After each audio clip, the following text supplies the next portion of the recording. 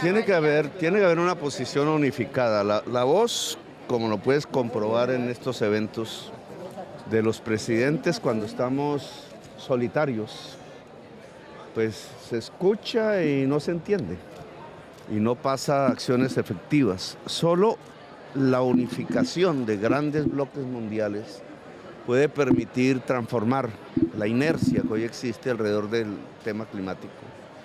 Y América Latina tiene que unirse, cruzada por intereses diferentes, por economías que dependen en mucho de la economía fósil del mundo.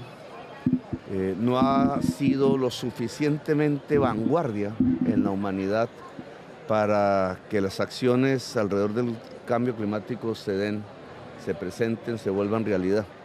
Yo creo que América Latina tiene que juntarse en una sola voz. Y uno de los temas de consenso que podría unificarnos, incluso con África, con parte del Asia, es el cambio de deuda por acción climática, por políticas financiadas de adaptación y mitigación de nuestros propios presupuestos, si liberamos espacios que hoy se dedican a pagar deuda. Y el Fondo Monetario Internacional tiene ahí un papel que cumplir, liderado por los grandes países desarrollados del mundo. Aquí es donde existe la opción del pacto climático.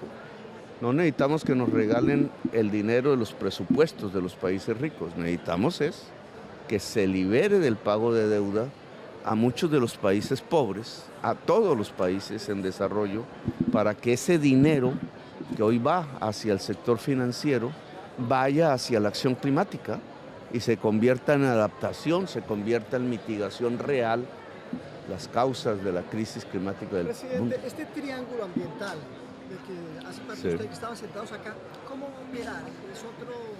Hay una organización preexistente, se creó, se fundó por otras razones, pero que hoy no sirve, que es la Asociación de Países de la Cuenca Amazónica. La organización amazónica, que tiene además Parlamento Amazónico y otras instituciones, institutos de investigación, etcétera, pueden ser ya convocados. En esto se necesita el liderazgo presidencial. El cambio político en Brasil es estratégico desde ese punto de vista. A principios del año entrante podremos lograr una reunión de todos los presidentes.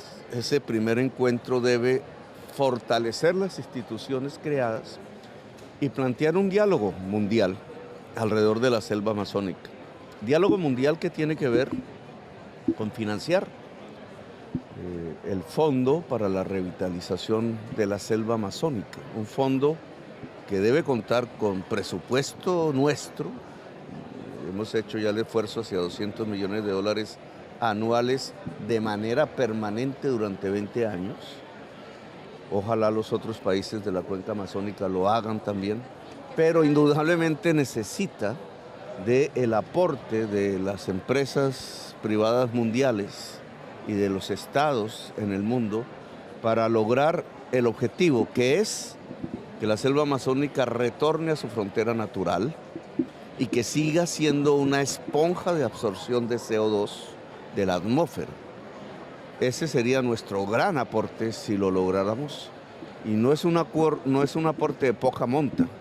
Yo diría que después de lograr una economía descarbonizada, que es no usar petróleo y carbón en el desarrollo económico, que es un tema que tiene que ver más con los países desarrollados del mundo, el segundo gran esfuerzo es el de volver a la frontera natural la selva amazónica.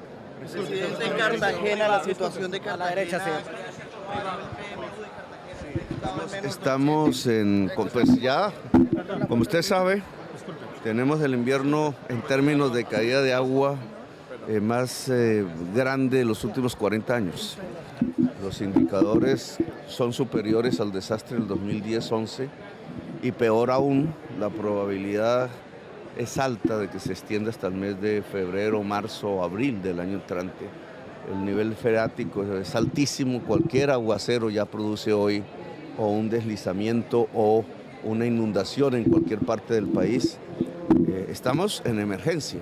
Se han destinado ya los recursos. El día de ayer ya hubo una transferencia que debe sumar 2.1 billones de pesos para atender lo urgente, que es comida, en primerísimo lugar, salud para las personas afectadas, lugares donde reubicarse en las zonas de inundación. Ya el año entrante tendremos la tarea de reconstruir vías, etcétera, y algo que es fundamental, que tenía que ver con la prevención, que no se ha hecho en Colombia, que hoy podría generar, como sucede en Bogotá, que no hayan víctimas. Ya nos acercamos a 300 muertos, y tiene que ver con el ordenamiento del territorio alrededor del agua, es decir, con una política en donde el riesgo sea el determinante de la ubicación, tanto en las ciudades como en los campos, que es una política más de largo plazo, pero que es fundamental si queremos que estos inviernos, que cada vez serán más fuertes en el tiempo, o las sequías, que también serán más fuertes en el tiempo, no maten y no produzcan los daños que están produciendo actualmente. Gracias, pues, vamos. Presidente, ¿el presidente Maduro dejaría el uso del petróleo? Ese no es un tema de América del Sur, es un tema de Estados Unidos, China y Europa Occidental.